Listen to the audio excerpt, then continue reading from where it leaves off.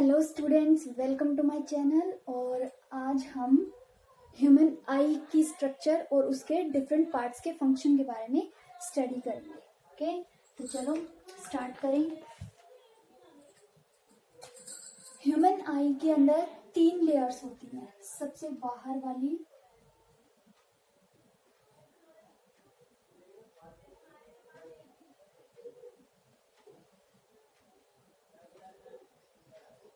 ये हो गई सबसे बाहर वाली।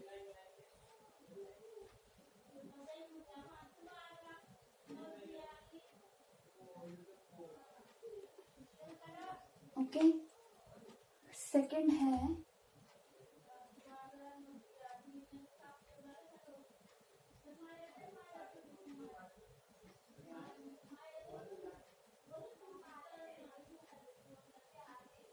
ये वाली, और थर्ड है हमारी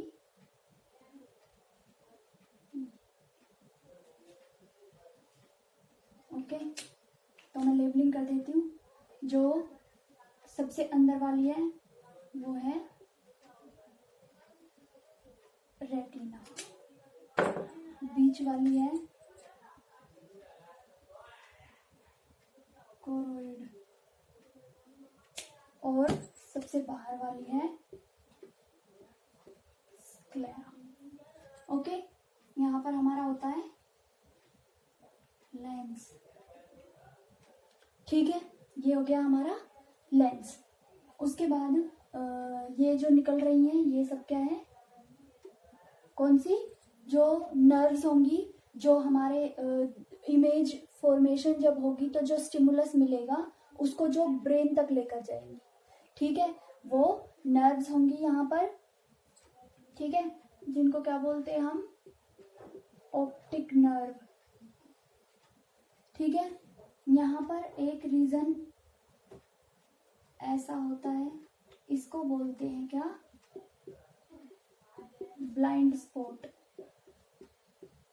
एक इसी के साथ में एक रीजन और होता है जिसको बोलते हैं येलो स्पॉट या फोविया सेंट्रलिस।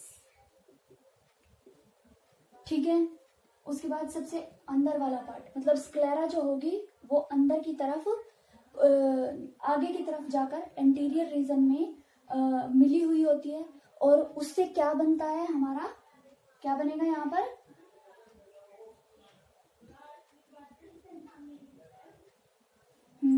यहाँ पर क्या बनेगा हमारा, कॉर्निया। ठीक है, ठीक है, ये क्या है, सिलियरी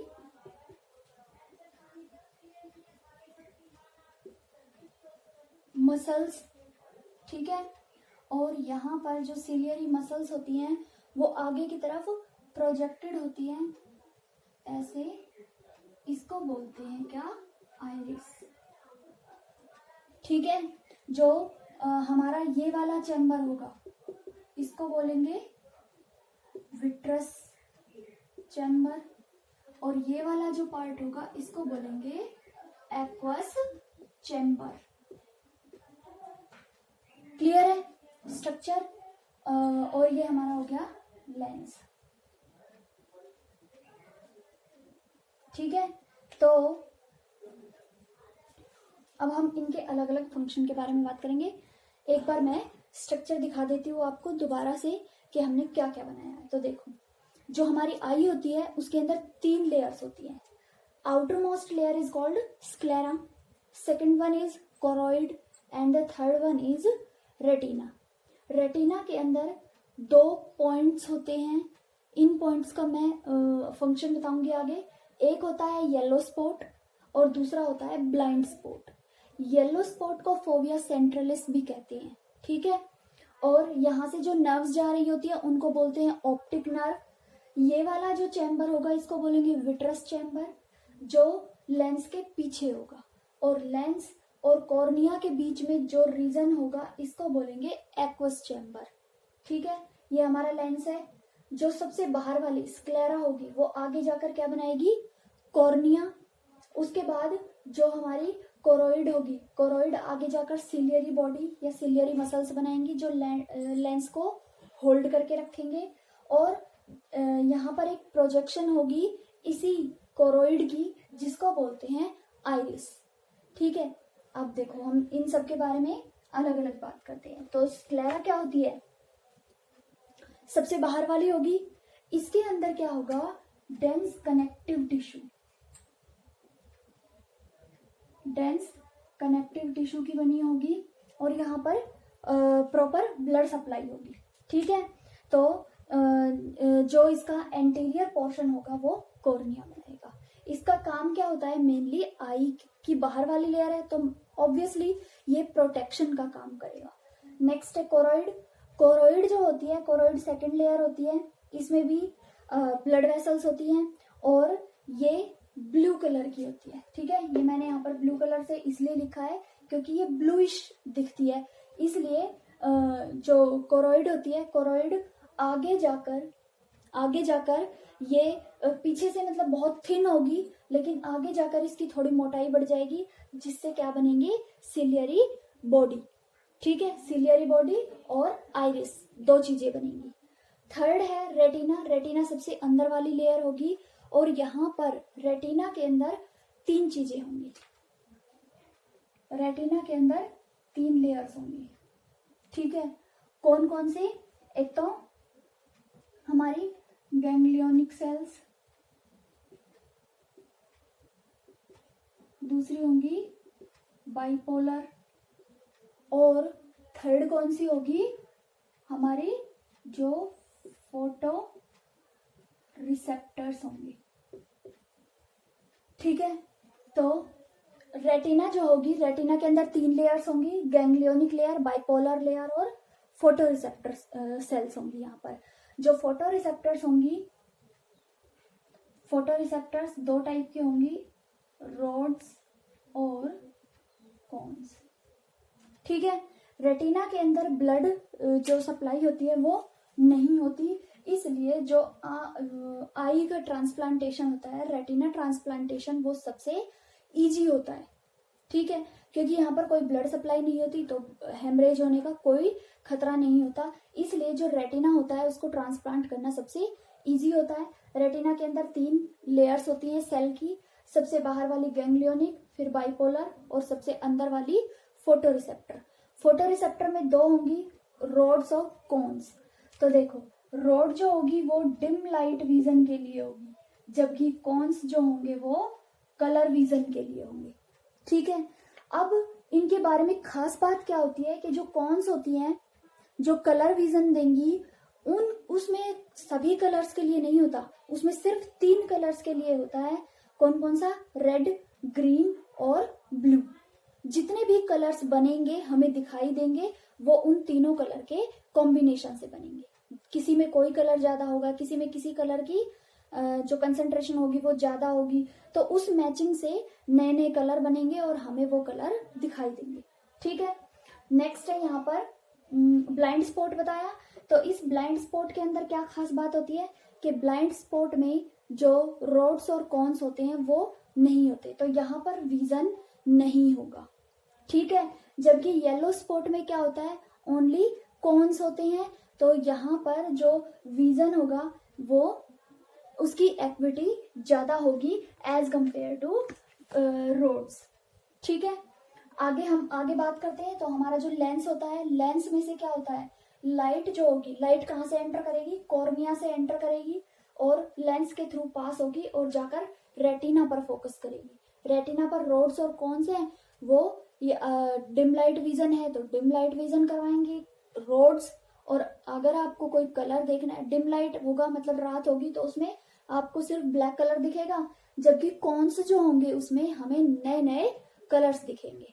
ठीक है, जो सिलियरी बॉडी होती है या सिलियरी मसल्स जिनको बोल रहे हैं, वो लेंस को एक्चुअल पोजीशन पर हेल्ड करके रखेंगे। ठीक है, लेंस को एक्चुअल पोजीशन पर कौन बनाकर रखेगा, हमारा जो सिलियरी मसल्स होंगी वो। ठीक है, तो क्या होता है, जैसे ही लाइट रेज आएंगी ये पड़ेंगी रेटिना के ऊपर, तो रोड्स और कॉन्स एक्टिवेट हो जाएंगी। जैसे ही ये एक्टिवेट होंगी, जो ऑप्टिक नर्व है उसके थ्रू सिग्नल जाएगा कहाँ, ब्रेन में, सेरेब्रल कॉर्टेक्स में, हमारे ब्रेन में जाएगा। और हमें अगर वो चीज़ पहले हमने देख रखी होगी तो हम उसके बारे में बता देंगे कि ये हमारी मेमोरी में है और ये ऐसी चीज़ है। लेकिन अगर वो कोई नई चीज़ होगी तो उसकी मेमोरी जो होगी वो स्टोर हो जाएगी हमारे ब्रेन के अंदर। ठीक है, हो गया। तो अब हम आगे बढ़ते हैं, मैकेनिज्म ऑफ विजन। हो गया, क्लियर है?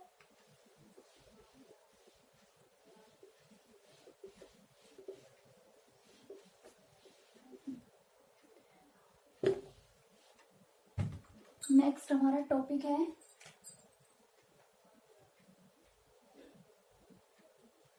मैकेनिज्म ऑफ विजन, हमें दिखाई कैसे देता है। ठीक है, तो देखो, कोई पर्टिकुलर वेवलेंथ की लाइट हमारी आई के अंदर एंटर करेगी। जैसे ही आई के अंदर एंटर करेगी, जो रोड्स और कॉन्स होंगे उनके अंदर दो पिगमेंट्स होते हैं। कौन कौन से? एक तो ऑप्सिन और एक होता है रेटाइनल। ये आपस में एक कॉम्प्लेक्स की फॉर्म में होगा। जैसे ही लाइट आएगी ये क्या होगा, ब्रेक हो जाएगा। ब्रेक होगा तो क्या होगा, ऑप्सिन अलग हो जाएगा और रेटाइनल एक एल्डिहाइड है ये अलग हो जाएगा। ठीक है, जैसे ही ये डिसोसिएशन होगा, आप इसको ब्रेक कह सकते हो या डिसोसिएट कह सकते हो। डिसोसिएशन हो रहा है तो ऑप्सिन और रेटाइनल दोनों अलग अलग हो जाएंगे। जैसे ही ये दोनों अलग अलग होंगे, हमारे क्या होगी, मेम्ब्रेन की जो परमिएबिलिटी होगी वो चेंज हो जाएगी। मतलब वहां पर एक पोटेंशियल डिफरेंस आएगा। मैंने जब नर्व इम्पल्स जनरेशन बताया था तब बताया था ये बात कि जब भी पोटेंशियल डिफरेंस आएगा दो मेम्ब्रेन्स के बीच में, तो वो एक स्टिमुलस की तरह काम करेगा, एक एक्शन पोटेंशियल जनरेट कर देगा। पोटेंशियल डिफरेंस जैसे ही हुआ, एक्शन पोटेंशियल जनरेट होगा और ये एक्शन पोटेंशियल जो होगा वो फोटो रिसेप्टर्स डिटेक्ट करेंगे, रोड्स और कॉन्स, और उनके थ्रू सिग्नल कहाँ जाएगा फिर भाई। यहाँ ऐसे क्या होगा, एक पोटेंशियल डिफरेंस होगा। इस पोटेंशियल डिफरेंस से क्या होगा, मेम्ब्रेन की जो परमिएबिलिटी होगी, मेम्ब्रेन की परमिएबिलिटी चेंज हो जाएगी और ये क्या करेगा, एक एक्शन पोटेंशियल की तरह एक्ट करेगा। और ये जो स्टिमुलस होगा वो कहाँ जाएगा, ब्रेन में, या हम कह सकते हैं सेरेब्रल कॉर्टेक्स में। ठीक है, किसके थ्रू, ऑप्टिक नर्व के थ्रू। ठीक है, अब क्या होगा, जो हमारा ब्रेन होगा उस स्टिमुलस की परसेप्शन करेगा, उसको इंटीग्रेट करेगा और हमें ये बताएगा कि ये चीज हमारी मेमोरी में है या नहीं है। अगर नहीं है तो उसकी मेमोरी सेव हो जाएगी, और अगर है तो हमें उसके बारे में पहले से ही पता होगा कि ये कोई ऐसी चीज है, इसका कलर ऐसा है। ठीक है, तो ये क्लियर होना चाहिए। क्या बताया है यहाँ पर, जो ऑप्सिन और रेटाइनल होते हैं, ठीक है,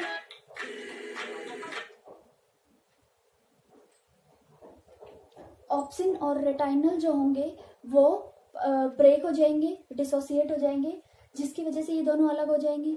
मेम्ब्रेन का पोटेंशियल चेंज होगा तो पोटेंशियल डिफरेंस क्रिएट हो जाएगा यहाँ पर, और मेम्ब्रेन की परमिएबिलिटी बदल जाएगी।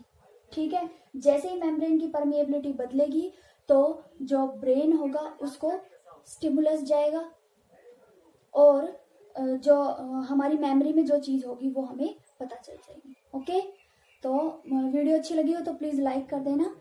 Thank you.